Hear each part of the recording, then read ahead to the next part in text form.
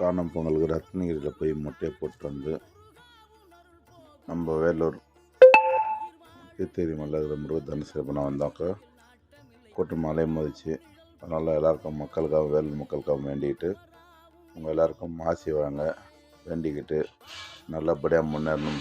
இந்த தை மாதம் ஆரம்பத்துலேருந்து இந்த வருஷம் வரைக்கும் யாரும் எந்த மக்களும் கவலை இல்லாமல் இருக்கிறதுக்காக உங்களுக்காக முருகர் ஆசீர்வாதம் பண்ணியிருக்கார். வாழ்க வளமுடன்.